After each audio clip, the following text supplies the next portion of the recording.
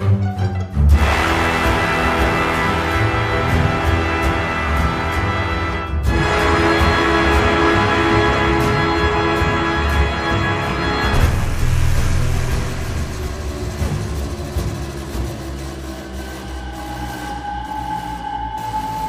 to the Docking Bay 94 podcast, episode 52. I am your host, Jason Hancock, with my co-host, Jason Washburn. Yo. And today we have a special guest, Kat, from clear over in England. Across the pond. Bloody old England. Hey. I'm the one that talks funny. Unless you're over here and then it's talking cool. Everybody wants to be like you. That's the whole pop genre of America going back to maybe the 60s. It's like Sean Connery had a big influx of that as watching Commander Bond. I always loved that. Like, it's an American produced movie about the British Secret Service. So that and Our Man Flint, that made it kind of cool. See, I drink vodka, but not martinis. Kat, you're a blogger and photographer, and you have your own website and stuff. You want to talk a little bit about it? Listeners know. Yeah, really, it came about because I spend a lot of my time demoing. I do prototyping, I do play testing. Basically, I've kind of got a finger in every pie in the gaming world. So I kind of figured it was partly time to start talking about that, and partly time to get myself out there rather than just helping everyone else. Nice. A little history is that I had met Kat 3 years ago at my first trip to BGG Con. Which was also my first trip to BGG Con. Was it? Yeah. I did not know that. Oh, nice. So we kind of met there and just kind of bullshit and whatnot, and then kind of have hit it off. So, and then the last couple, I've always looked forward to catching up with you, and we finally got to play our first game together. We've been promising each other this last BGG Con. It only took us 2 years, so that's not too bad. No, that's not too bad. We had talked about collaborating, and I'd love to have you on the podcast. So here you are to talk about Essen and BGG Con and Kickstarter. Give our listeners something a little different than our normal blah, blah, blah. Or the usual blah, blah, blah. Right, exactly. Different blah, blah, blah. So how long have you been going to Essen? Because it's just a hop, skip, and a jump away for you, right? It's not so bad. This was our 5th year. Oh, nice. Okay. But a lot of the time, I'm demoing, whereas this year I was like, no, I'm actually going to go for me and spend some time doing stuff and talking to people and seeing stuff that I want to do. Who do you usually demo for over there? Mayfair.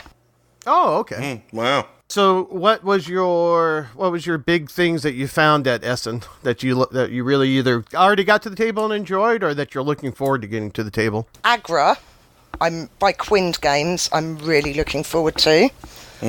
Big, heavy Euro, loads of pieces. Yeah, I think it's a 4.5 weight on BGG. So, oh wow, anything like that's pretty much an insta buy for me. Nice. My husband actually bought his own first 18XX game, which was quite exciting for me. He bought 18CZ. That's the newest one? It's Lonnie Ogler, though I've probably pronounced that completely wrong. But he's one of the designers of Russian Railroads, which is one of Rob's favourite games. So he's now all about tracking down any of the games those guys have done. Oh, nice. Most of what I've played since I got back from Essen has been stuff coming up on Kickstarter or, trying to get reviews in while the campaigns are still going. So to be fair, we haven't played that much of the Essen stuff yet. Yet. Azul, obviously, that's a really nice surprise. I need to play that. That is a cool game. I played it. Isn't it just? It is. There's only one thing that I did not like. It won't keep me from playing it or really enjoying it, but when you get down to the end of the round, there's all the tiles in the middle, and somebody always gets jammed. with the tiles. I got stuffed so badly Right. yesterday with that. So- you've got to learn to take that stuff from the middle before it gets too mad. Right, there. I agree with you. Like, there's a you got to go out there and pick stuff before more colors get added to it, and that's a way to keep that down so you don't get jammed at the end. So you're right, Kat. That's one way. That's the only thing, and then like mathematically, you're sitting there when it gets down to the end around. You're looking, okay, that's going to go to them. They're going to pick that. They're going to pick something else, and then you're like, crap, I'm going to take 7 tiles. Yeah, Oh. I ended up with a -16 yesterday. Yeah. So I mean, other than that, and I mean, I get that's part of the drafting and how it works. Other than that one part of it, the game is cool with the quilt and how the tiles go out and stuff. So I will buy that. Yeah, I think it's a deceptive little beast because you kind of look at it and you think, oh, it's this pretty little tile laying game. And there's a lot of strategy to it, a lot of thought in it, and I really like that. Yeah, I would agree that that is there with how you do it. I mean, just getting into it real briefly, when you have the tile where you put your tiles in, you load them in on the left side of the board, and it goes down. I think there's 6 rows, and each row grows by 1, but you have to fill that whole row with the same kind of tile.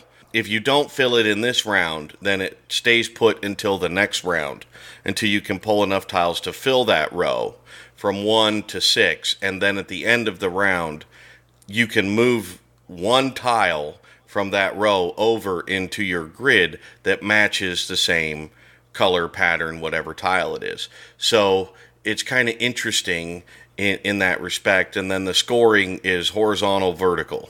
It's very simple. And then you get bonus points when you fill a whole vertical row or a whole horizontal row at the end of the game. That's it. You pick up tiles that you want. You discard the tiles you don't want off of one location, and then the rest. You pray that other people don't Right. take the tiles that you want. Right, as it goes around, yes. So it's kind of interesting that way. So as you fill the left side of your board up, you try to, and if you're efficient, you're going to fill it up all the way each round, so you get the most tiles over. Because once that top row is done, game over, and that's the fastest or the easiest one to fill, because you just have a 1 tile requirement on the left end of the round. It pushes over to the matching side, and how many? I think there's 6 tiles across. So I think it's a 5x5. is it? I have to look at the 'Cause board. You may be I right. think it's 5x5 because there's 5 tiles of each colour Okay. as well, because you get the bonus for that as well at the end of the game. Right. Well, I'll go with what you played a lot more times than me. So, it's very cool in that respect. And even though it's like an abstract-y type of game, you don't feel that way as the way they got the board laid out. It's very like rudimentary and straightforward. It just comes down to that. Why did that bastard across from me just take that tile? I'm going to punch him in the face. It has that kind of feeling to it when you get down to the end of the round. Are all the players working on their own boards Yeah. then? You're not working on a community board? Yeah, you've got 1 individual board each, and then you take it in turns to take the tiles. Oh, okay. But yeah, it can be brutal. Yeah. So are you trying to match up patterns or colors? Both. Yeah. Or It's basically just Oh, a okay. tile. So you have like a 1 inch by 1 inch tile. There's red and blue that are in yellow, I think, that are like just. The yellow have got a pattern. There's a teal that has a Yeah, pattern. we call that mint, like the light blue one with the snowflake on. You'll see it has a pattern to it. It's like it's diagonal and it repeats. But every color and or pattern goes into each row, just not in the same location in each row. And then the crux of it is when, say, like if I want to fill the bottom row, I think, is there 5 or 6 tiles you got to put down? I'm sure it's 5. I don't know. I'd have to look at a board. When you get to the bottom row, when you pull tiles from the middle, and you load them in the row before you can get them into your grid, they have to all be the same tile. So that is the crux of it, because the locations that you fill at the beginning of the round, they only have 4 tiles in them. So inevitably, you're either going to have to go to 2 different locations, or you can choose to pull tiles from the center. But if you pull tiles from the center, you have to pull all the tiles that are that color. So, right, when you get down near the end of the round, nobody's collecting red, so there might be 7 or 8 red tiles in there. Yeah, I got spanked with 7 black yesterday, and the only place I could put them was a free row, so I had 4 left over, and they then give you negative points. Right, then you got to stack them underneath on the bottom, and if you're the first person that goes to the center, you also get the first turn marker for the next round. However, it fills one of your spots on the bottom you can't put a tile in for your overflow. And gives you -1. Right, -1, then -1 for the next one. Then it goes to -2, -2, -2. I think it goes actually to -3 by the end of the row. It's -3. It's nightmarish. Yeah. I mean, it's so you can't take a lot of extra tiles. Like 1 or 2, you can overcome very easy. I mean, if you score 70s is a typical score in the 70s. If you get up into the 90s, then you're working like a mad dog on your grid. So 60s to like anywhere from like over 50 to like 70 is, like average. Like when I played, that seems to be where it sits. But I mean, if you start going above that, then you were very efficient in how you put your tiles down, and you didn't take any negatives. And you can double score. It's almost like Yahtzee, double score. If you fill a vertical and a horizontal row at the same time with all the same tiles, you can get your vertical and then your horizontal, and you can count some tiles twice in that scoring round if you load them in right. So that's like the crux of it, like looking for that color to go into the grid, and it's like super thinky. And it's like super easy. It takes you like 5 seconds to, collect tiles, take a whole color, put it in the line. At the end of the round, move the line over, fill one spot. Done. Like, go. I mean, that's it. Nice. And the other thing is the tiles are beautiful. Most of the components are awesome. I don't like that horrible start player marker. Yeah. Could they have horrible. done better with that? Like, that's like the table I sat at, it was almost completely rubbed off. Like, you couldn't even... Yeah. Which I suppose probably won't happen to your own copy for a while, because, I mean...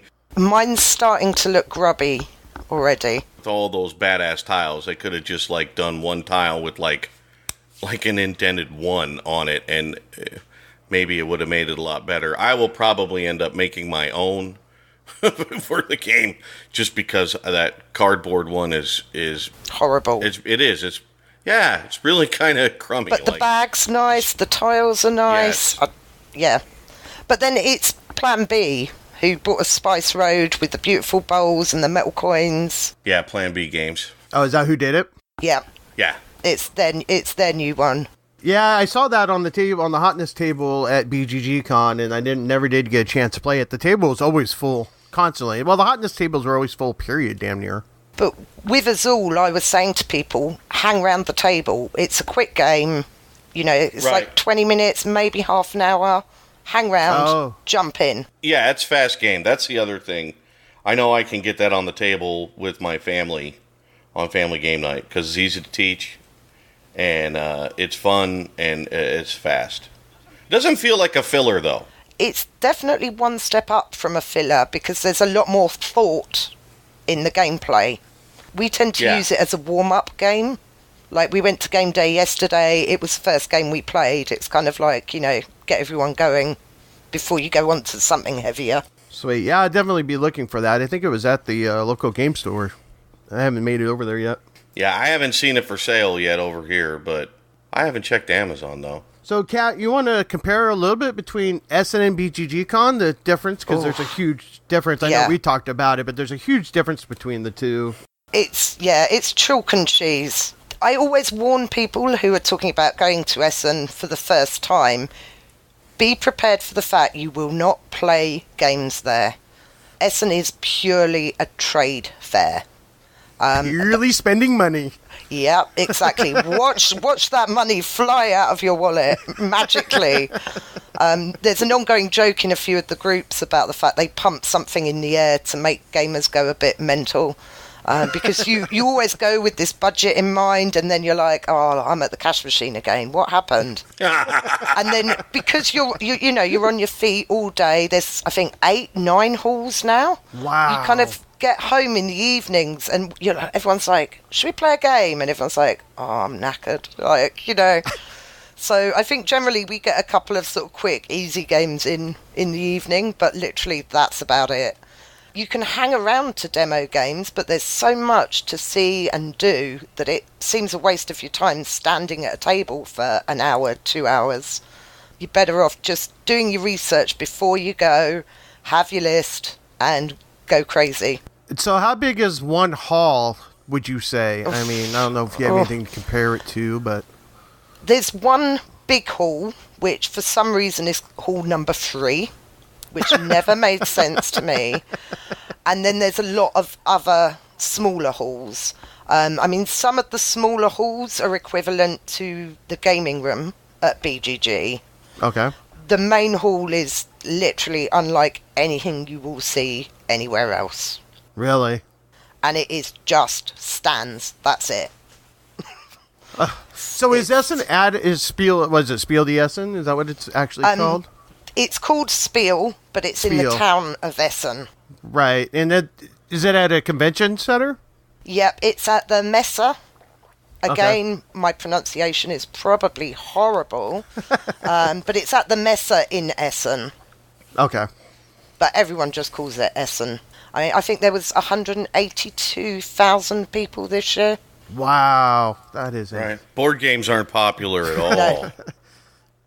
And that's from around the world, literally, probably, right?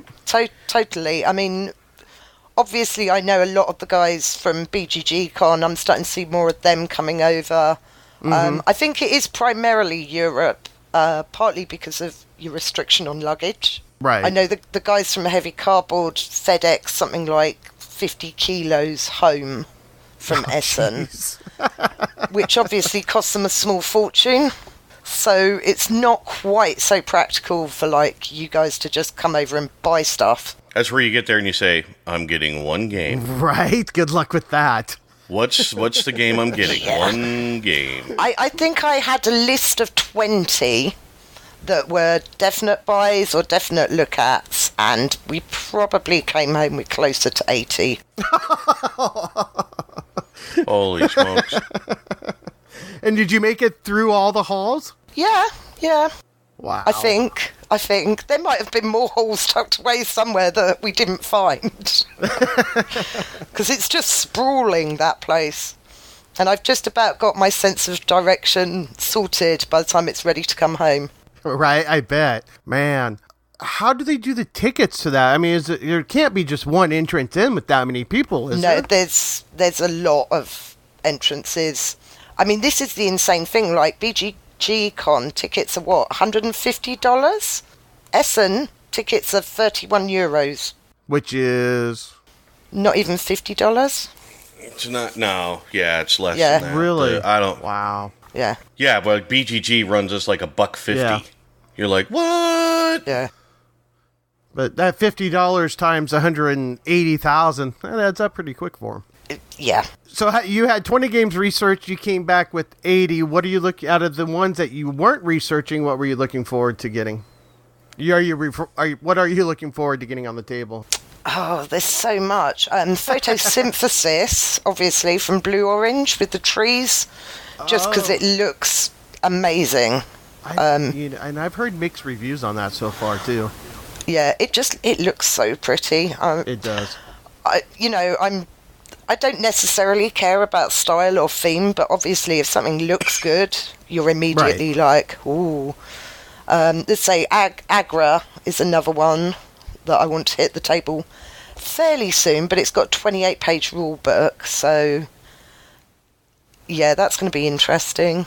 Loads of stuff. I've had BGG since then, like my brain has... Well, let's shift gears to BGG since that was just a week ago, and then it's a little bit more fresh. And how many games did you end up bringing back from BGG Con after what 2-3 weeks prior going to Essen? Not as many as I normally do, actually. Okay. Obviously, games in the US are far cheaper than they are for us here. So I partly use that as an excuse to grab stuff that's almost half the price that it would be for me. The things I bought back from there were Gents, the new Stefan Riest house, because that had actually sold out at Essen. So that I was really chuffed with. And the new Unlock games. Oh, okay, yeah. I haven't played any of those yet. We really dig them as our group. We love them. We love the Exit and we love the Unlock. So they were happy I brought them home as well. Now, are the Unlocks or the Exit one-shots? The Exits are one-shots. Oh, okay. The first time I played one was hilarious and everyone was trying to be careful and not tear anything and not bend anything. And then you get about 10 minutes into the time and you're like, pass me the knife, cut, tear rips. You know, it's useless trying to reuse them. But that's kind of the fun, you know. I mean, I don't know how much they are for you guys. They're about £12 here. They're an hour's entertainment for 4 people for £12. Yeah, they're right around 15-20, I think. Yeah. They're not very much, yeah. What made you decide, out of all the conventions over on the across the pond, BGG Con? The fact I went the first year, really. I've got a lot of online friends in Dallas, so that's obviously the one they all go to. Every year I go, I meet more and more great people. And it's all about playing. It's just playing games 24 hours a day. Yep. Yeah. That's it. But the atmosphere there's nice. It's not so big. Yeah, just the people and the atmosphere is really nice. Super friendly. What do you think of them expanding? Do you think that's going to change the atmosphere as they're starting to grow that convention? Or do you think they're going to be able to kind of keep that big convention feel with a small community feel to it? We'll see. I guess only time will tell. There's a lot of pluses to it because I know it's a lot closer to a lot of places to eat and stuff. Yeah. Whereas, you know, the Hyatt's sort of in the middle of nowhere. Well, in the middle of the airport, which is in the middle of nowhere, yes. So I guess for me it'll be nice because I'll see something outside of the airport complex. Right? That makes 2 of us. Other than the Hard 8, that's about it. That's all I've seen outside of it. It's like I travel all that way and I see the airport complex. But you see lots of games, so you know. Yeah, and lots of people, yeah. This is true. What have you played at BGG Con? I never play as many games as I want to. I'm like, really? How? I guess the 2 highlights for me were playing Concordia.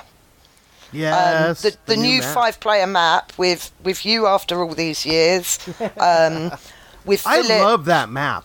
That map was brutal. It Absolutely. was brutal, but I really enjoyed that. That was a great. So that's the new Egyptian map that just came out of Essen, right? It's Egypt one side, and I can't remember what the other side is. I can't either, but it's a 2-player on the other side. Yeah, the other side is 2-player, and to be fair, my husband and I played that, and it didn't seem to add a huge amount. Oh, okay. But the 5-player, whoa, so much new stuff, so much interaction and stepping on each other's toes. Especially right there at the beginning, I feel like you're much more careful from the get-go of pulling resources because you really help everybody. Yeah. Yeah, every time you flip one of those tiles, it hurts. Yeah. And then I know you played Russian Railroads too. Yeah, that was really nice as well. Sid and Sean, again, I've known for a couple of years now.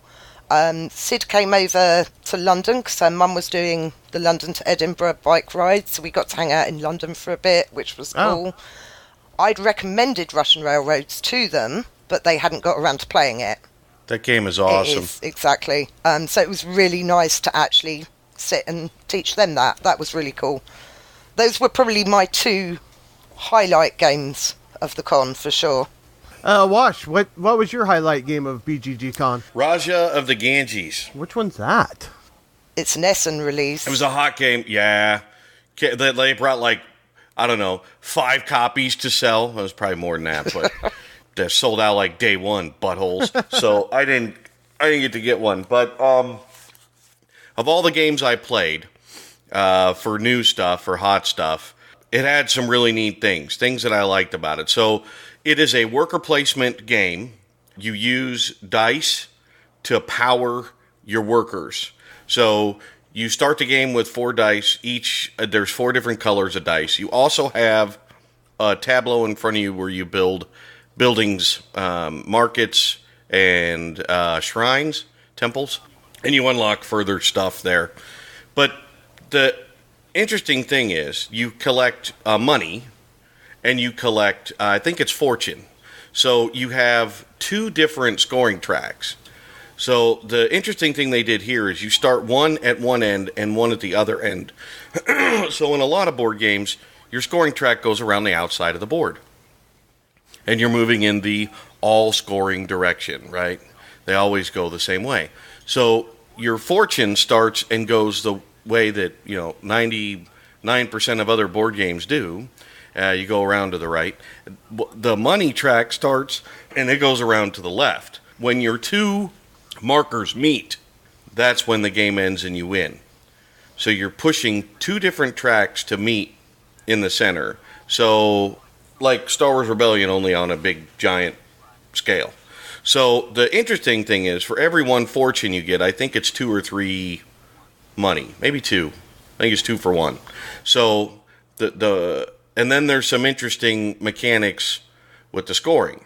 So every so many fortune, you're going to unlock something. There's also something on the money side where you go, I think it's every 20 or something, but there's a little icon that jumps, and you get dice or you get a free boat movement. So the board is set up really interesting. You have, all the worker placement locations, but down the middle of the board is the river. And this takes place in India. So the river has free actions on it. So you move your boat, and you get a free action when you move your boat. Now, it costs you a worker or whatever to move your boat, but it's kind of like you get to move your boat, and then you get a free action, and it's kind of interesting. So that how everything kind of fits together. You roll dice, you put them on your tableau, then you spend that dice to go to a location on the board. Place your worker there. You can unlock further workers. There's lots of neat stuff. You can go and buy tiles. You can upgrade your shrine, so when you land on that or score it, it's passive. So you can upgrade the passive scoring of your shrine. So there's some things like that are really cool. I just like the way it all kind of packaged together in a smart, elegant way. And also building the buildings. You put your markets down, then you can go back later, you can pay a dice, go to a location and score your markets. And Eric went the market route.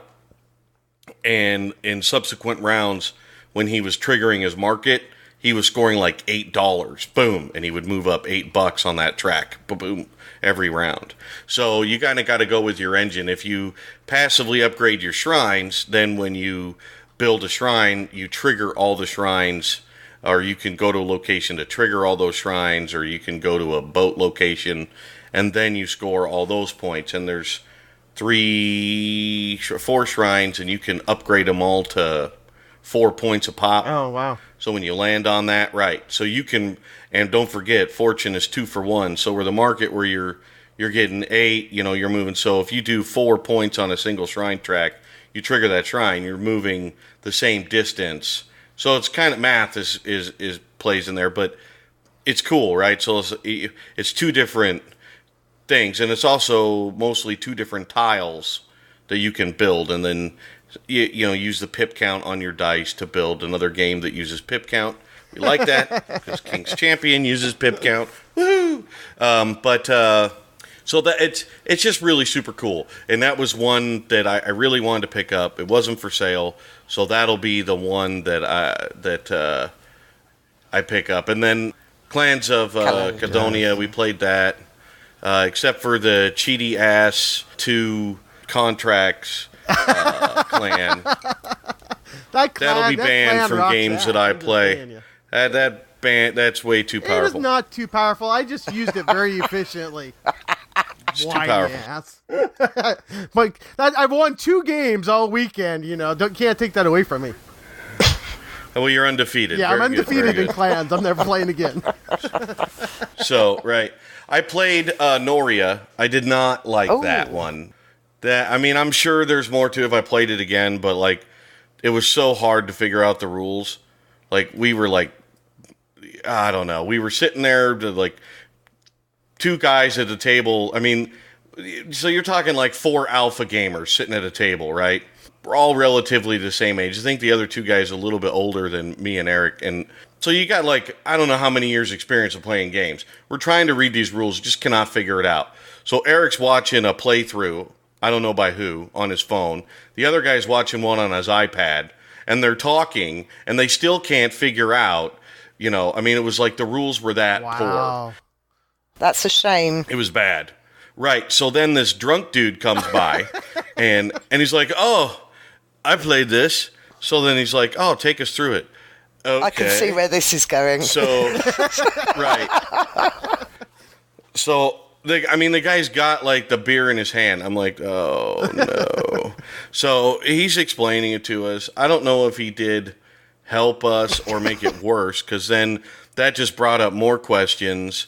Then there was there's 2 tables, so there's people playing it right next to us, and we're asking them, and they're like, I don't know, we just sat down, we're trying to learn it. So there's, like, I don't know. It was really nightmarish. Once we kind of spent that hour figuring out what you're supposed to do, then we, like, started to muddle through the game. The crux of it is you have a 3-tier rondel. They spin at different rates. You can pop in little icons that represent actions you can do. On your turn, you spin your rondel, and then you can do 3 actions if you have 3 icons showing, and you got to go, like, you got to connect lines to them. So it's kind of like tier 1, tier 2, tier 3, because they're stacked on top of each other, right? Yes.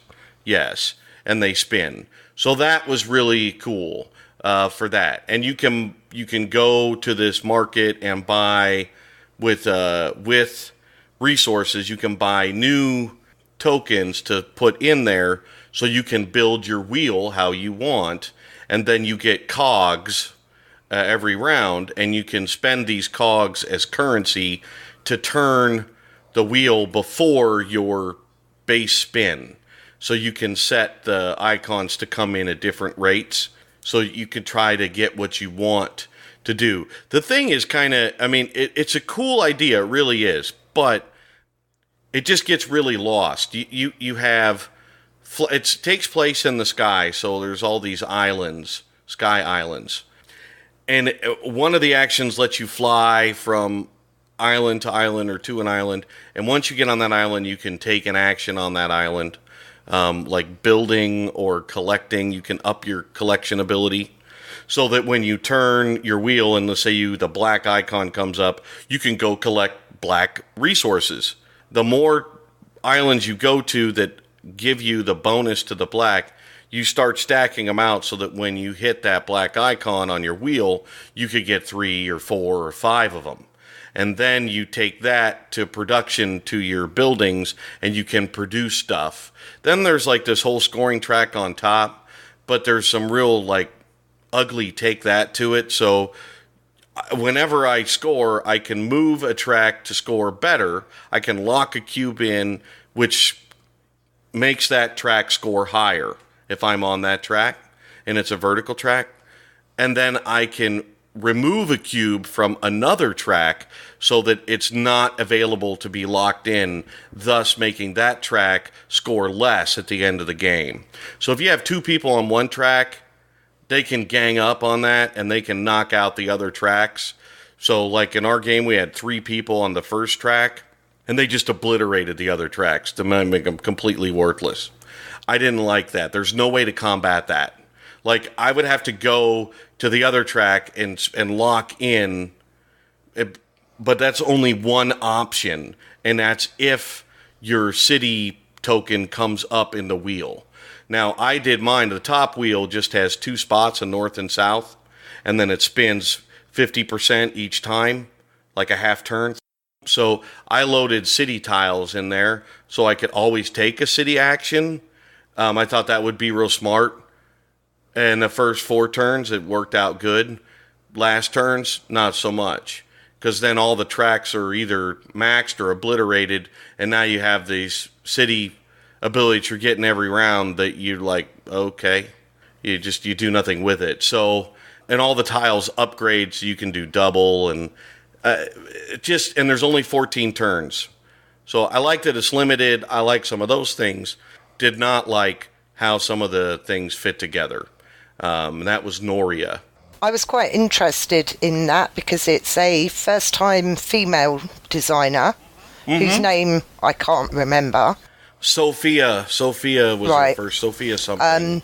But she won a grant or something, and she created all of the world and the background before designing the game. Oh, well, that's cool. All the lore. So there's a lot of kind of cool stuff about it. It is, and to be fair, it just wasn't a fair play of the game. Just didn't understand the rules at first, trying to figure it out, having a drunk guy explain it. Which I'm happy that he someone came by and talked to us at all, but it made it kind of rough. I think I would like to play it not in that setting and with somebody who knows what they're doing and then I can have a real chance to play it. I just felt it was kind of clunky at how that fit together. Not that that's bad, just that it really did not do well for me in that respect. But I would play it again so that I could get a better grasp of it, and then maybe I might like it better if I understood what everything does and how it fits. The stacking rondelle thing is really nice. It's a really interesting it is. mechanic. It's super elegant, and it's neat. Who doesn't want to play a stacking rondelle that you turn while you play? I mean, everybody wants to sit down and do that. I mean, that's part of my whole gaming philosophy when I design games is that, like I said, that tactile, moving stuff, touching stuff, having some effect on what you do by how you move things and that is really kind of cool. So the integration is neat. I like to play it again so that I don't have I'm sure I'd probably like it better. And then I played the fishing game. Nosford? Yeah. How do you pronounce that? Yep. Well, I think the J has a different sound. So maybe it's an F, like Naford. I think it kind of has an F sound in that. But I can butcher the names with the best of them. That's right. But that was a cool game. I didn't think I wasn't going to like it, so Eric was like, sit down, play it. I'm like, no! I've played 100 of his games of Rosenberg. And he's like, shut up! Quit being a wuss, sit down. So you give me a bunch of crap. I'm like, fine. I'll play one game. So we sit down, we start playing. It has some interesting stuff when you collect your fish. That's what it's about. It's fishing. So you collect your fish. You pay elders. Then there's this interesting thing where you have to share your fish with other people that have the little share plates that you have to put up there, and then they buy, right? And if you don't, at the end of the game, you get negative points for not putting your share plates up. So you have to give them out if you don't want the points, and then somebody else buys them, and then I got to put a fish on their freaking plate that they get one of my fish from the ocean. Not bitter. So it kind of sucks. No, not bitter at all. So we're playing, and I played that with Netters and nice. And her man. So it was pretty fun. So halfway through, he's like, "So you're not complaining? Does that mean you're enjoying the game?" I'm like, "Shut up." So it was actually really cool. I almost considered buying the game. Almost. It's almost. It's kind of simple how it goes together. But, it's like a lot of other of his stuff. There, you have a board, you cover stuff, you build buildings, So there's some stuff that way. You collect elders, you put them in your tableau. Once the elders have, the earlier you get the elders, the better it is for you. You power the elders with a community plate, like a table, and you have to pay fish to go there. So there's some interesting things, and then you try to get bigger boats so you can get more fish every round. And there's the one thing that was really interesting is you have two different locations you can store goods. You have like a personal supply and like a supply that's like a personal disc in your tableau, and then there's another location where you can put. And the two things you're getting are fish and wood. One lets you have unlimited fish, and one lets you have unlimited wood. Oh, okay. And so you have to actually take an action to push your fish from the tableau into your personal supply. And you get them there, you can have as much as you want, but you're limited to only 8 fish. So if you don't have a lot coming to you as special actions, you're going to lose fish if that's already full from the previous round. So there's some things like that come into play. But it was cool. I enjoyed it more than I thought I would. So thanks, Eric, for being a jerk and making me sit down and play that game. That was one I played. I played Indian Summer. Really? Did not like that. I actually muled a copy of that to BGG from Essen for a friend. And they loved it.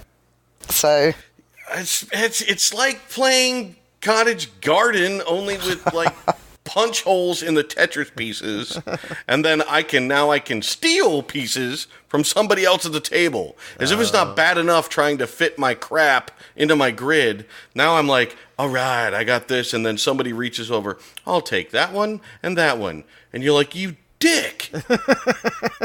See, I really wanted to like Cottage Garden. It's Uwe, it's got cats in it, and I got it from Essen last year, we sat down and played it, and all 4 of us just went, was it me, or was that just a bit in there? Right. So I'm kind of really sad that this tile placing thing seems to have become his new signature. Right, like move on, dude. Yeah. We've had it, like Feast for Odin, Patchwork, like Cottage Garden and Indian Summer, like clones with different things. Move on. It's time to move on. I find it quite sad because at one point he'd have definitely been up there as one of my top designers with, Glass Road, Le Havre, Caverna. Yeah. And everything he punts out now, I'm just like, oh.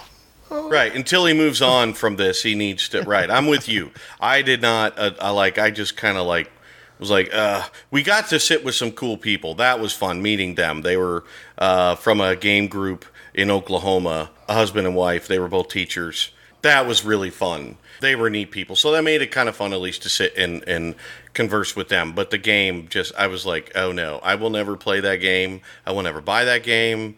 I know a lot of people love it, and that's great. Not for me. So that was one I was like, can we hurry up?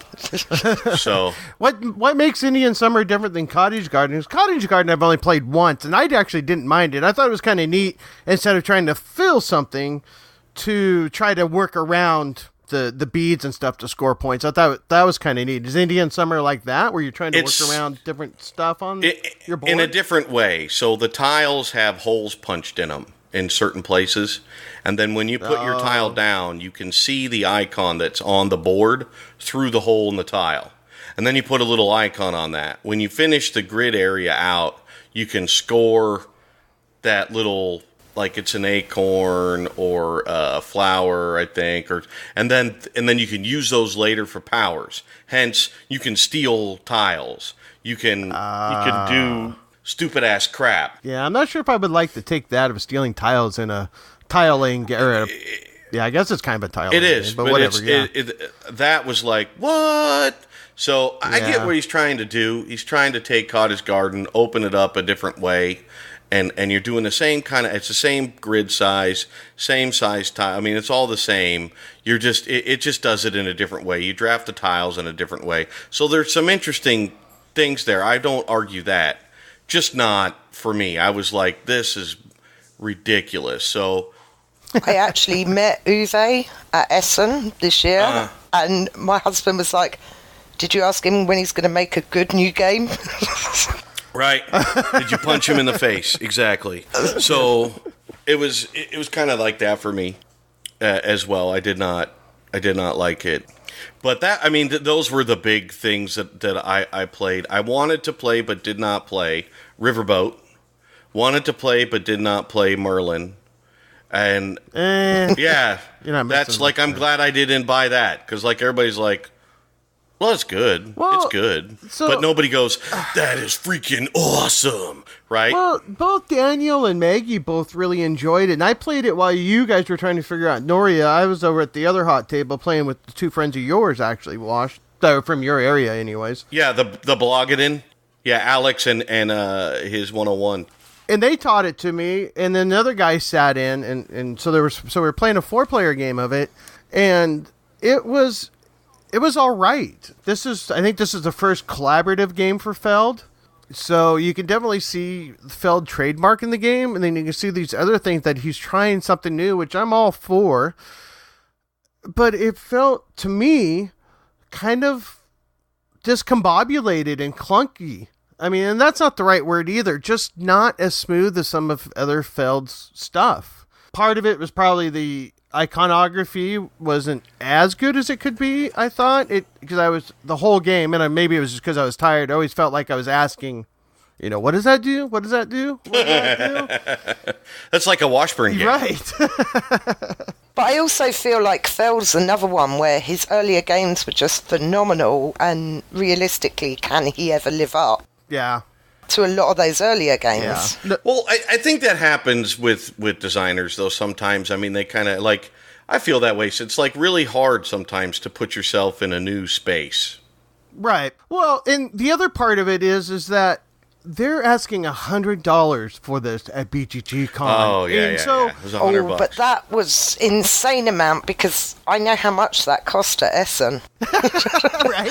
I think it was 40 or 45 euros at Essen. So I guess part of the reason I have such negative feelings to this game is that I had already seen what the price tag they're asking there. They're asking $100. So I'm going into the game thinking, is this a $100 game?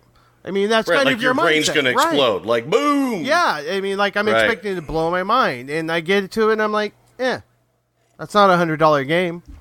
Maybe a $40 game I'd pay for that. But yeah. You know what is a $100 game that I played? I didn't pay $100 for it, but I think it's a $100 game.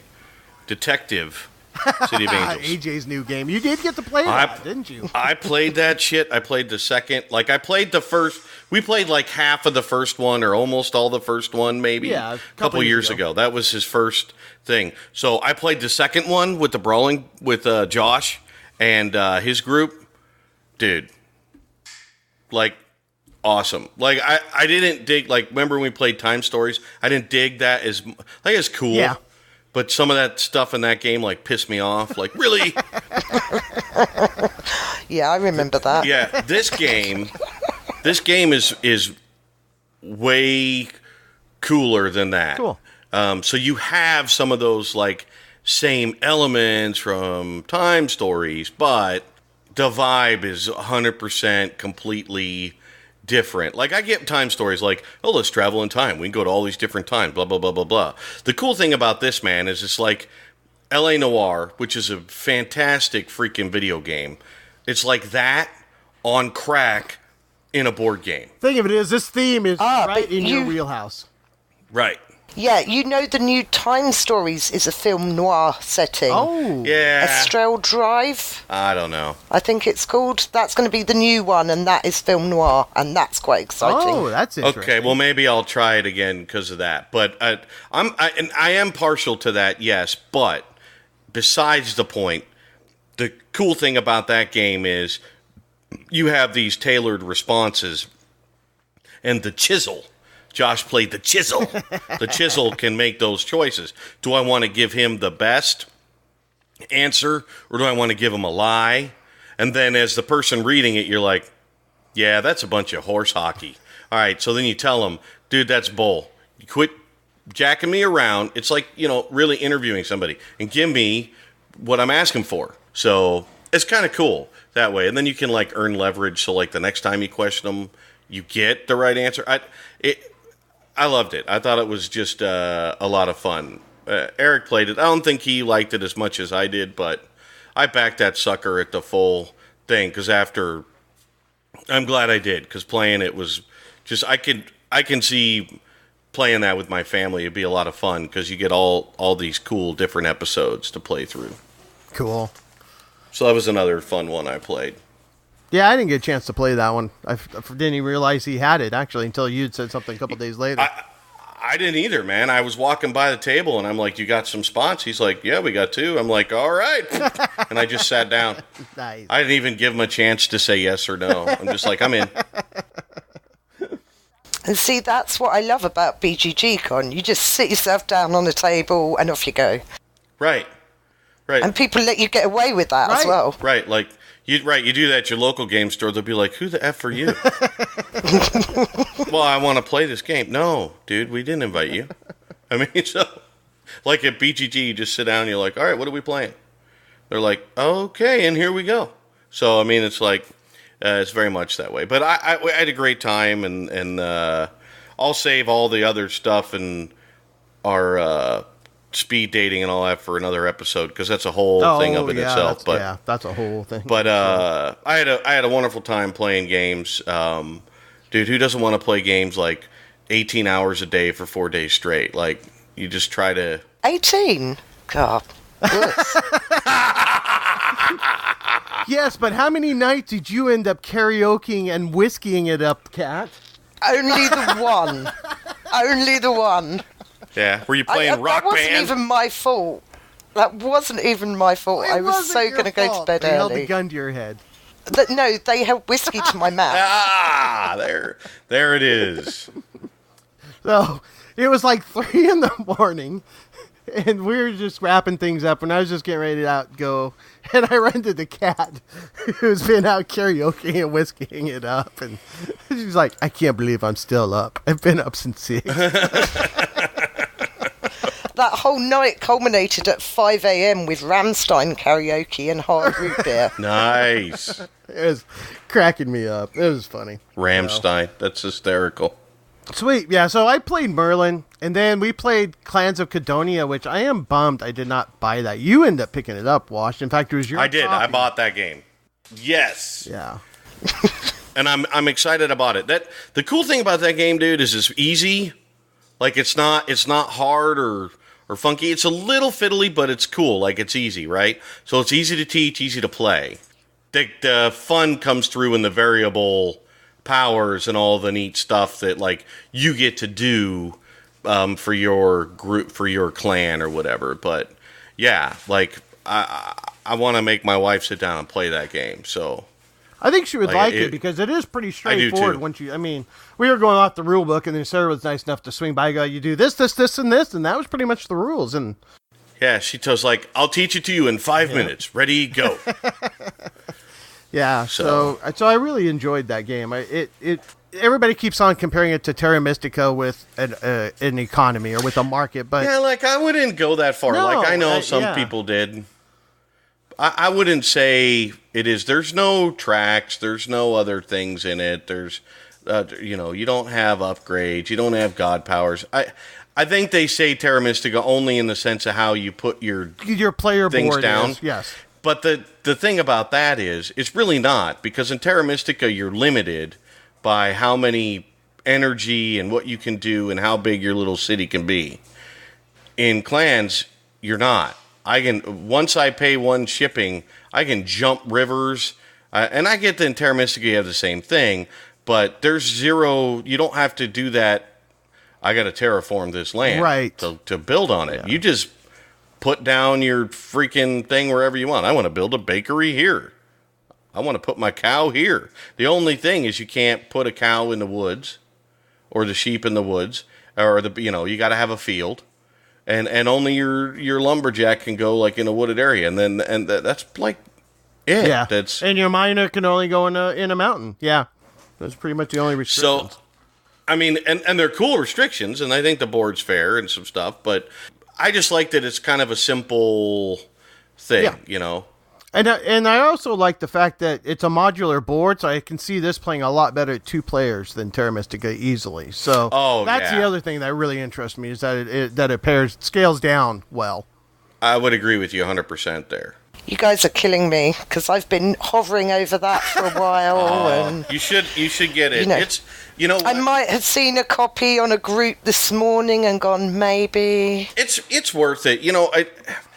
How much play will it give for me? I think we'll play it, because I think my group, Kohatsu and Ben, will like it. So I'll get it to the table. But I bet more than that, I think it's a little more heavier game that my wife would understand easily and enjoy playing. So to me, I'm trying to get her to get into heavier games, because I think from the cerebral standpoint, she'll be like, wow, that was crunchy. I really like there's a lot of options. She just has a hard time getting through rules. In some games, the rules are so long that I can't get her to play it. So, Kat, you didn't play this? No, it's kind of been on my radar for a while, but so many games, so little time. Yeah, right. I feel you. Totally get that. But yeah, I did see a copy come up for sale on Facebook earlier this morning that I'm now going, wonder if that's still there. Put it this way, had we played it before late Sunday night, I would have had it in my luggage. But since we played it so late, I didn't pick it up there. And so to me, that is a $75 game. That was worth the $75 of bringing it home, where Merlin is not worth the $100. So yeah. That's where I stand with it. I would have had we played it earlier in the week, and I had actually known more about it, it would have came home with me. And I think mostly not only because of the gameplay and the variable clans, but once again it's scalable, and that's a bonus to me, because me and my wife play quite a bit 2-player games. So any game that plays well at 4 players that I enjoy, that I think she would enjoy, because she really likes Terra Mystica, and there's just enough familiarity there that it would be easy to go, yep, you do this? She's like, oh, okay, and go. So it's definitely one I am going to add to my collection. Yeah, it's worth it. It has a lot of cool pieces to it, too. I mean, it does. Very tactile. It's fun that way, so. Nope, I agree. Sweet. Any other games we want to hit up before we hit into the Kickstarter? Played at BGG-Con? I mean, I played a lot of other junk, but no, we can talk about that later. No need to waste Kat's time on games that I sucked at. I did play a very cool prototype of a game called Texas Rails. That is Larry from the Board Game Group on Facebook. It's a game he's developing at the moment. That was really nice. 52 card deck, some solid decisions and tough strategy for what is essentially a deck of cards. So I'd say it's one to watch out for. Ooh, cool. Has he got it signed? No, he's going to be self-publishing it. All right.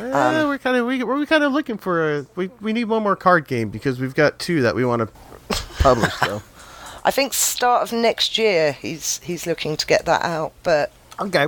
Yeah, that's nice. You're picking routes. You've got different resource types and different, what do you call them, districts? Yeah, districts. Because it's all set in Texas. Different districts want different goods, and you have to build the routes to get there. But you're only allowed 7 cards when it comes to shuffling. Interesting.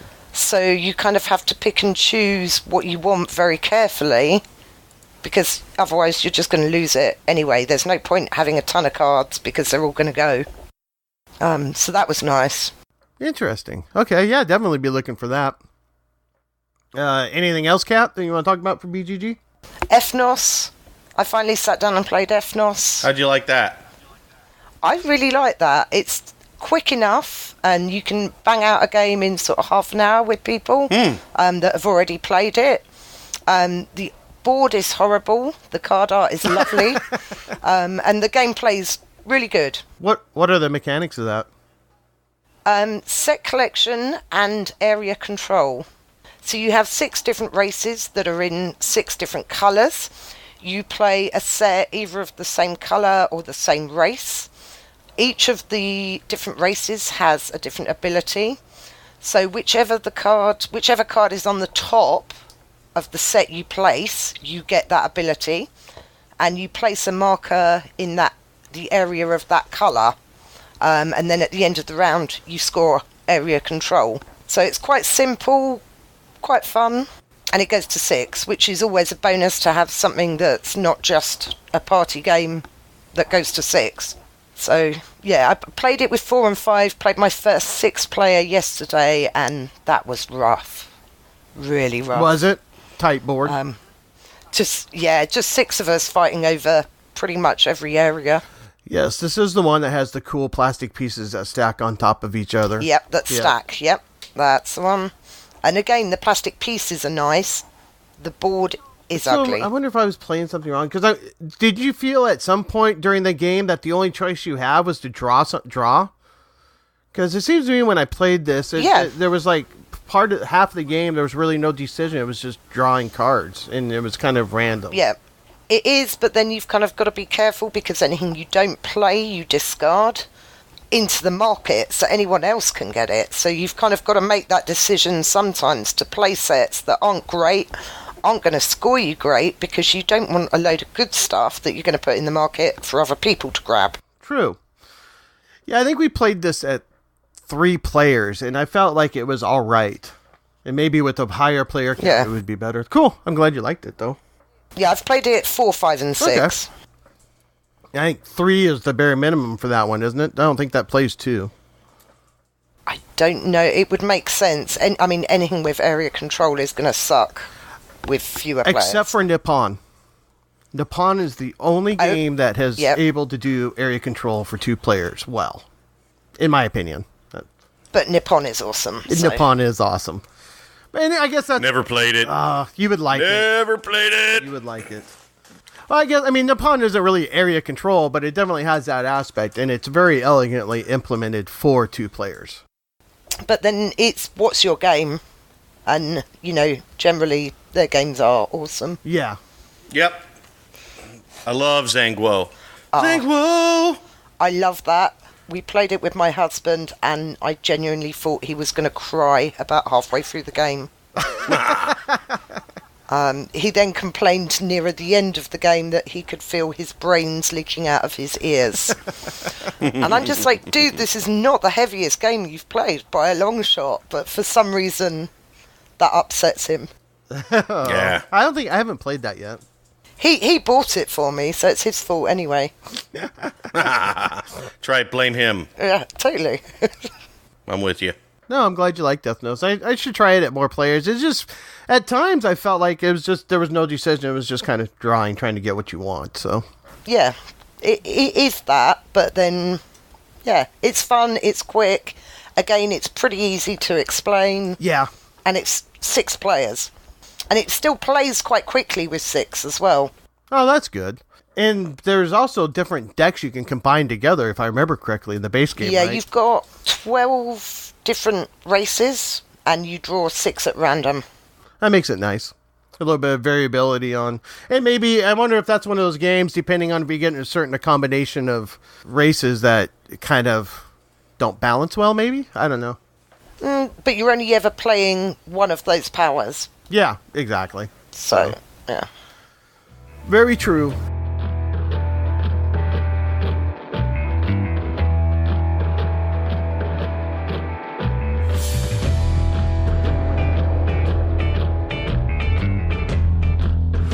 No, we can move to Kickstarter, and I'll go first. And you'll go first? How nice of you to nominate your first. Because we wouldn't want our guests to go first.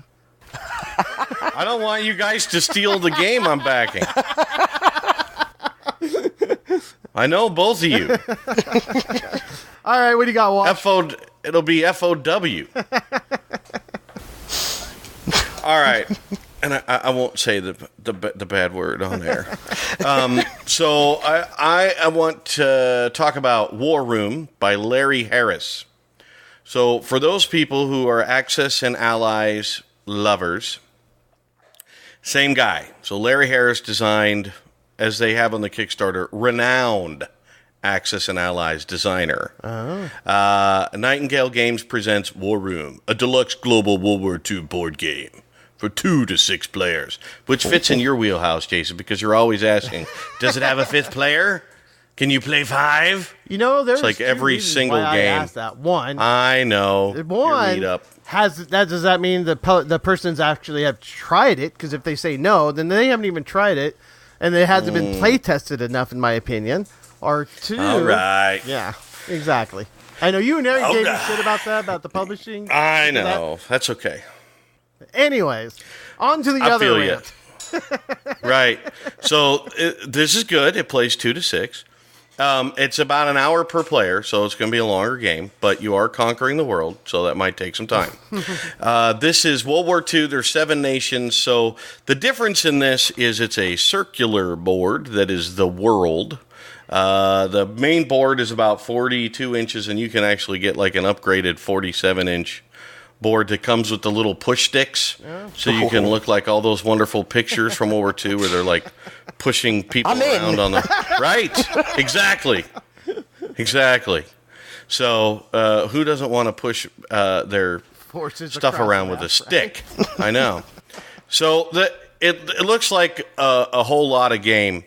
There's a lot of videos on here about how to play. It has a color 12 sided dice color system that it works on. It is a bit steep. Is $149 to get in. Wow. Right. So and then the first add-on is $100. So you're already at $249. There was like a jumbo bundle for a little cheaper, but well, looks like you can still get on that. Yes, but there was a couple of limited stuff. But I mean, they're up there. So, and there was some stuff at the beginning of the thing that was 3 days only for free shipping, and it looks like 561 people got in on that, but they're gone now because it was a timed reward. So no longer do we have early birds; we now have timed rewards. So annoying. Right. So you punish the people who found your stuff later. I don't know that this will make retail or not. It doesn't say that it will or it won't, at least that I observed. But it looks like if you're into World War II and you want to play something like Axis and Allies that isn't like broken, like Axis and Allies has some things in it that while it's still fun to put on the table and play, and of course it's one of the first.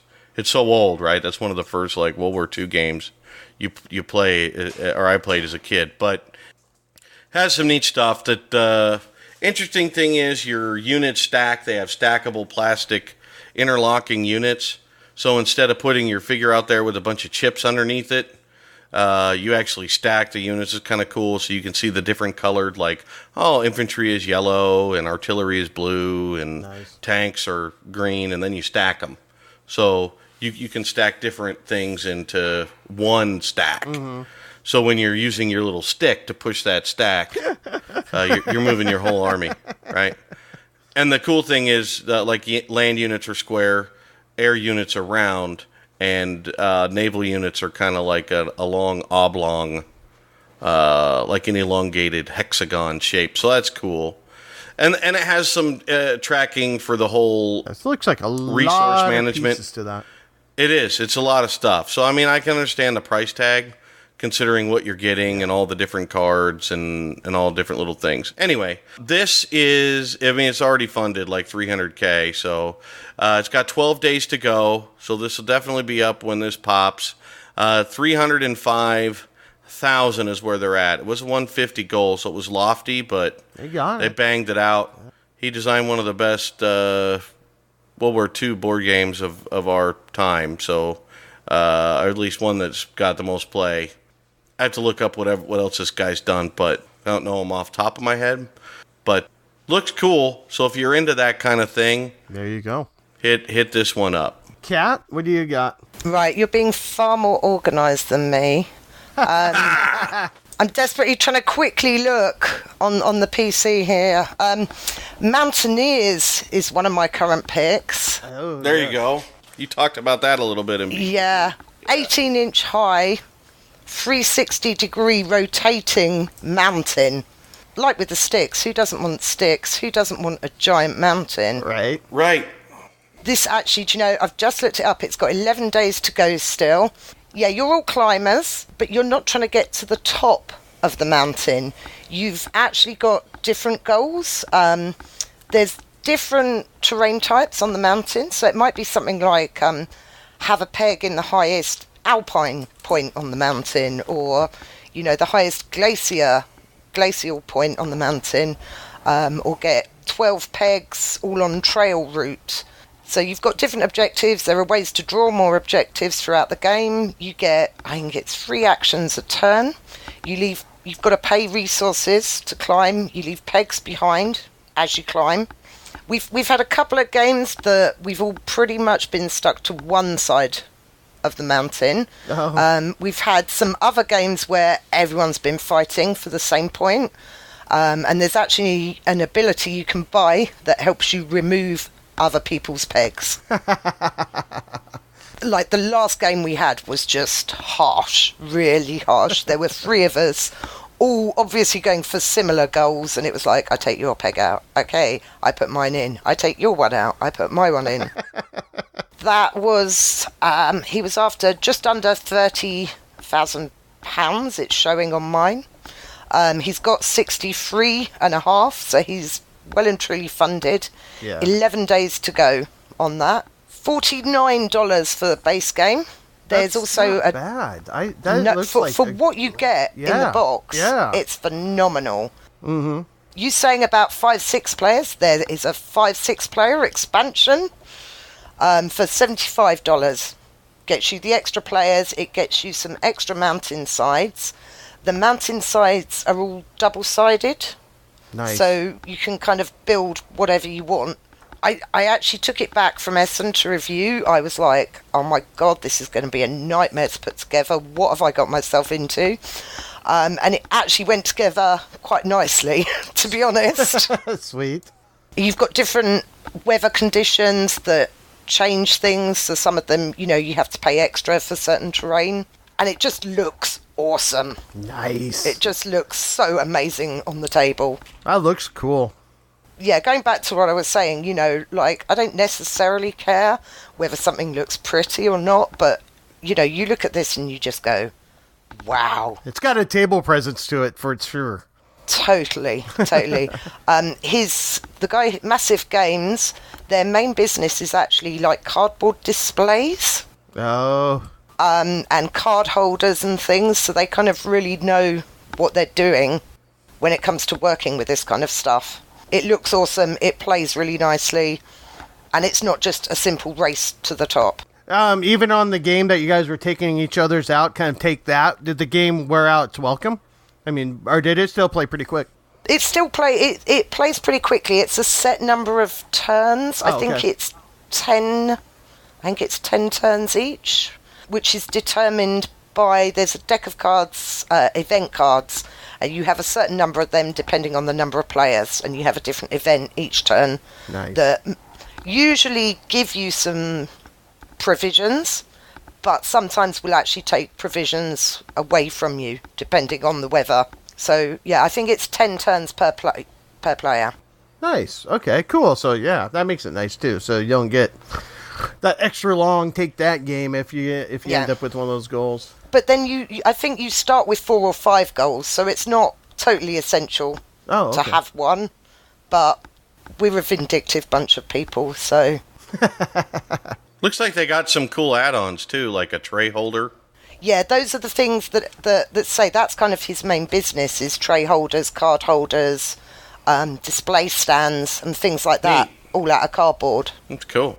At BGG Con, they had a booth for one day. Holy Grail Games did, and they had a game called Museum, which is on Kickstarter right now, which looks like an interesting twist on. I wish I could have seen it. I don't know where you were. It was like on Sunday or Saturday. Wow. Yeah, it was in the smaller dealer place right there on the right as you walked in. But yeah. It was one of those one-day shot booths, but yeah.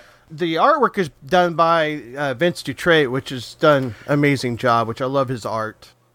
Same guy that did Detective City of Angels. Yeah, he did Detective. Yep. He did Lewis and Clark, which is one of my favorite games, and Discoveries, and that. Why have we not played Lewis and Clark then? I don't know. Why did we not? Let's make it happen next year. Okay. There you go. I'm totally up for that. I love Lewis and Clark. Right. love that game. We'll do that. It's been a while. I'll have to go over the rules again.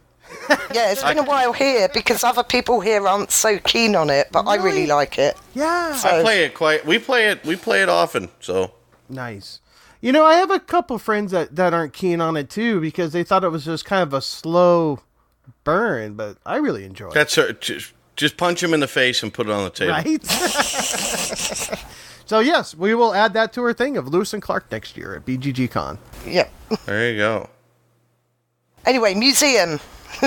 I know, Yeah. sidetrack. She's like, stay on target. Good luck with that. Well, I appreciate it was me that got you off tangent, so. So Museum is a 2 to 4 player game. It's basically every player has their museum that they're trying to collect items and artifacts for.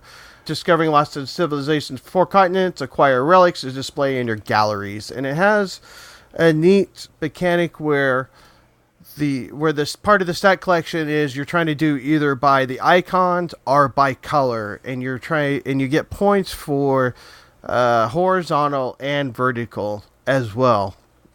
So it has a neat twist on the set collector. The artwork is amazing. I really liked it. It had a very, very pretty. I saw this at BGG Con. I cannot believe this still has not funded, but it looks like it's done a lot better since then. So hopefully their presence there has helped them. It moved a lot today Good. already. Like, I've been watching it. Yeah, they're pretty close to it now. So hopefully they get funded because this looks really cool.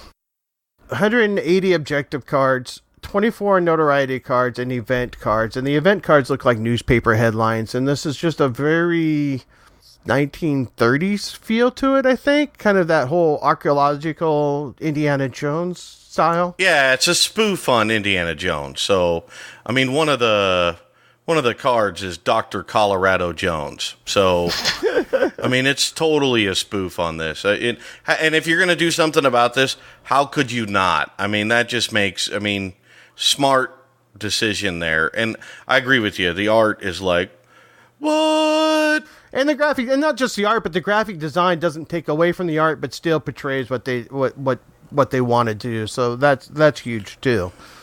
Right, and there's an expansion for Cthulhu. Of course, why not? You gotta have Cthulhu and everything, Right, Obligatory Right. Cthulhu expansion. right? right. Bam. I'm in. You had me at cup. So, they sat. I didn't get to play it, but they sat down and explained the whole game to me, or explained the rules and the overview, and I went on and backed it right away. So, and it looks like some other people have followed suit on my friends list. So, happy to see that. So, hopefully this gets done. I'm gonna see this. Yeah, it is a little steeper to get in. I think that's because of the exchange rate, right? So it's like $58. Yeah, it's 49 euros. Yeah, so it's $58 here. The difference is, though, is that for about $58, you're going to get the core game, you're going to get the Crystal Skulls expansion, and then unlock stretch goals. So hopefully this will bang up in the next couple of weeks. I mean, it's still got plenty of time, but the goals are cool. So it has a solo mode, which is kind of interesting. And then there's 2 new personnel cards that are going to come out, hopefully. And then you have 2 new event cards, new notoriety cards. They have new patron cards, a new museum layout they want to get to. The Cthulhu is an add-on. I'll be adding that It's on. a couple bucks. Right, so will I. Who won't? So I think this is going to be neat. The cool thing is, man, is it's a neat theme with the collection. So, and I showed my wife, and she was like, "Oh, that looks really cool." So that's like, ding, score. 300 unique illustrations by Vincent, which is cool. Yeah. I wonder how much that cost them. A lot. A lot. The interesting thing about his work, too, is he doesn't do it digital. Oh, He does it all, and he's an old school artist, so he does it Nice. all by hand. So there's actually a cool picture on the Kickstarter. So he did the same for Detective City of Angels, right? So he does it all in his studio by hand. But if you go like pretty at the top of the page, it shows him him in his studio working on the art. But he's fabulous. You know what I don't see is a bunch of reviews of this game, actually. Yeah, that's the one thing that I thought too was kind of interesting is that they didn't. I don't know if they didn't put it out because it didn't have all the, because it probably took so long to get the art done, or they just feel they didn't need to do that. But I mean, they show their own playthrough, and then he does his own playthrough, and then he has a first impressions of it, and that's pretty much it. I mean, he doesn't have any big names. So I would imagine that's why it's a little slow to gain traction. If he had that pop, it probably would have already been funded just based off of the look of the game. But I'm sure it'll make it. It's like super wafer thin close now, and it's... I think it's like 93% or something, with like nearly 3 weeks to go. So yeah, so it'll more than make it, but I think he would have popped a lot faster had he done a couple of... It seems to be that, unless you already have a gigantic following, so you got to spend that time. But it looks great, so I was sold on their excited for it. presentation. I mean, whenever they presented it, it was spot on. There was scripted pretty well. I mean, not scripted, but they knew exactly what they're talking about. So I mean, the game felt solid. So just from the little bit, and this is from France. So France. Kat, you got another one? depending on when you get this out, Monster Slaughter by Ankama Games has got 3 days to go. Yeah. Yeah. But it's based on all the old school monsters from the sort of 70s, 80s films. You've got a family of werewolves, a family of vampires, a family of golems who are sort of like the Frankenstein family, and a family of zombies. And they're running around the building trying to kill off the cheerleader, the jock, the nerd. The miniatures are amazing. They're so nice. And I'm not a mini girl. It was theme that grabbed me with this. You have to predict the order that the teenagers are going to die in. You can make predictions on which one you're going to kill. Yeah, it's a lot of fun. And the miniatures, are just to die for. I played that at Essen. I sat down and had a chat with them about it. Really nice. It's the same people who do Crossmaster. Oh, okay. Nice. Mm. Have picked it up. So, yeah, that would be my other pick. So the art is cool. Here, I'll tell you their little cool thing. You open up the game board, or you open up the box, and that's the board. Yeah. So and then there's doors cool. that you get to smash through as the monsters, and you go into the rooms and you hunt for the teenagers, and you may get them, or you may get things that you can use to fight the other monsters with. So you can, if the vampires, for example, are going up against one of the kids, if you've got like the stake, you can use that, and it gives extra dice rolls against the vampires. So you're kind of playing both sides, because if you've bet on yourself to kill the cheerleader, you don't want someone else doing it. Right. So at that point, you're going to help her to beat the other creatures. Nice. That sounds interesting. I like that. Yeah, this thing is sitting at 283 on our side. And so what have they got? The base game comes with the werewolves, the Frankenstein, the vampires, and the zombies. And then they've unlocked a load of stuff. Right, like aliens. They've unlocked an Egyptian mummy. They've unlocked, like, it looks like the slasher. You get like a spoof on Chucky, you get a spoof on Jason, and a spoof on Freddy. Ash. There's also a spoof on Ash as well. It is Ash. And then from Evil Dead. Yeah, and then it looks like there's like a serpent creature from the Black Lagoon, kind of. Yep. There's a Ghostbuster one as well. Yeah. Yeah, they've unlocked. I know the price tag, a lot of people were kind of complaining because it was quite high, but with all the stretch goal stuff they've unlocked now, I think it's well worth the money. And it's a lot of fun. It's really silly. I love my horror movies. And it's all true to form, you know. You're hunting around this cabin trying to kill the teenagers. What more could you want? Right. Looks like you get sleeves. Wow. Yep. Free sleeves. The minis are bigger. They're not 25. They're bigger. I think they're 42 Yeah, inches. they're Wow. like 42 millimeters. Yeah, not inches. That would be ridiculous. A little It bit. wouldn't be minis at that point, would it? No. That's all right. But the detailing on them is amazing. Yeah, they look So really nice. great. So, like looks like the tallest ones are 49 millimeters tall. Well, there's a 52. So they're big. They're big minis. That's cool. And I mean, there's just tons of stuff. They got additional dudes unlocked. So like they're calling them, what are they calling them? Guests, surprise guests. Yeah, I think you have a deck of cards for each room, and you put one of the teenagers in each room, and you go in a room and you search the room. And I think these are guys that come up in the rooms.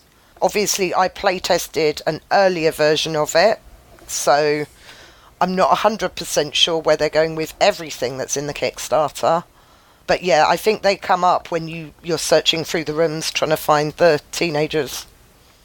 Right, so it looks like there's a cop, there's a spoof on a Ghostbuster guy, they show the alien, and they show I think this next guy with the chainsaw, he's supposed to be like from Evil Dead. Yeah, that's Yeah. Ash.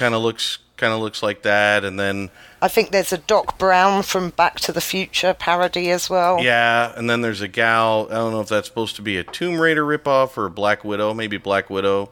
They got an original soundtrack they That's want to awesome. do. Is that a Buffy? That might be a Buffy character there. Probably X-Files is what that is. possibly. So there's like a male and a female, like dressed like FBI agents. Let's see. That what looks else. It's interesting. a bunch of stuff. This is pretty cool. The artwork is neat. They've unlocked the tool shed. So this won't be up in time for that, but I'm sure they'll have a pre-order. So I'll try to get a link to that in the notes for when we just goes up Cool. Monday for sure, because that does look interesting. You know, it was a lot of fun. It's not the heaviest game in the world. I was totally suckered in by the theme. Yeah.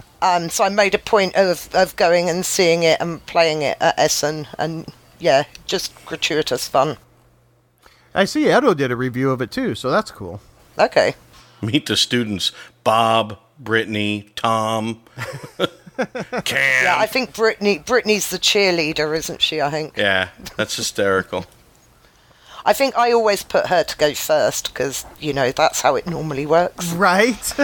Always. Depends on which two characters are making out. Those are the ones that get killed first. Yeah. The nerds usually do all right, but in the game we had, it didn't work like that. No. So the other one that I'm backing right now is Book of Dragons by Robert Burke. Robert Burke has done a couple of different games based on this dragon artwork that is gorgeous.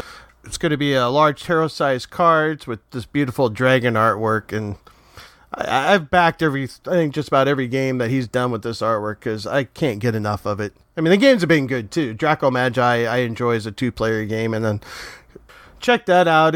You can get in on the print and play for $5.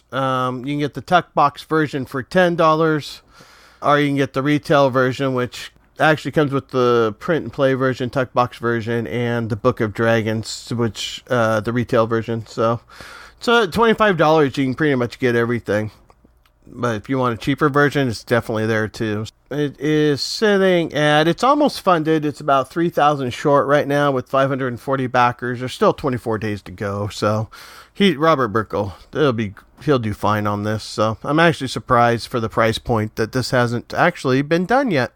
Book of Dragons will release with over 18 games by over 16 designers, including Martin Wallace, Mike Fitzgerald, Jonathan Gilmour, David Short, Daniel Solis, Sen-Fung Lim, and Jay Cormier, which their designers are two of my favorite games, Belfort and Acrotary, and more, and Gil Hova, our friend Gil Hova. So, system will also have more games created for it in the future by respected designers and the community at large. So, it's not just one game; it's just basically going to be cards used for several games. So, Cool. So definitely worth the $25 if you like the artwork and looking into it. So this will scale from 1 to 5 at least. It looks like. Well, then through you'll this, probably back it. I already did. I backed this day. This was day 1 on artwork alone. And of course, Mike Fitzgerald, being one of our favorite designers, has a hand in this as well. Yeah, So love him. yeah, we got to talk to him quite a bit actually. We did. He's on Sunday when we were playing Dragon Island, trying to figure out those rules. Speaking of horrible rules Yes. at BGG Con, oh my god! We'll save that discussion for next episode. Yeah, I spoke to you in the middle of Dragon Island, and you seemed very stressed. Yes. You know, it's one thing to have a crappy rule book, but it's another thing to leave out like terms and terminology and key elements of the game out of the rule book. It was, oh my goodness. And you could tell poor Mike, I guess he's been on the forums trying to explain stuff because he felt flabbergasted by the whole rule book thing. Cause he doesn't have anything to do with that. That's all the publisher. So Right. He stopped by as we were playing, as we were trying to figure it out. We'd already had one player explain it to us who had played it previously, and then Mike came by and was talking to us, and he pointed out a couple other things, and then I pointed out something in the rule book. He's like, I didn't even think of it being worded that way. Well, I'll go on the forums and make sure that's clear too. I'm like, I'm sorry, Yeah. Mike. Causing trouble. Bad. But I think the game will be great if you can get through the rules. All right. So, Kat, tell us how people can get a hold of you, follow you, send comments to you. What's the best way for them to get in touch I'm with you? all over Instagram. I Play Red Gaming, I think. I have a combination of I Play Red or I Play Red Gaming. It's just which one's which confuses me. The website is iPlayRed.co.uk. I do Twitter, I do Instagram, and I've got a Facebook group. Come and say hello. Come and comment on stuff. All right. Excellente. So check that out. I am at Talon Strikes. We have, you can get me at Talon Strikes on Twitter probably any time. We have a Facebook page and a website that needs to be revamped that I've shunned drastically over the last couple of months trying to get other stuff done. So if you go there, be nice. Don't be harsh. But you can look me up in those other areas. Mr. Hancock? You can find me at JA_Hancock on Twitter. You can find Docking Bay 94 podcast on Facebook as well. And you can also find us on Punchboard Media at punchboardmedia.com, along with many other great contributors, podcasts, bloggers, and whatnot of the media format. So check us all out there for sure. There you go. Our music is provided by Incomputech. Well, thank you, Kat. I'm glad we got this together and we were able to coincide our 8 hours. 3 time zones in one podcast. That's awesome. Thank you for having me. Nice to chat to you other than at BGG. That's it. Thank you so much. We'll have to do this again soon. Yes. Very much so. All right. Thanks for listening, folks. We'll see you next time.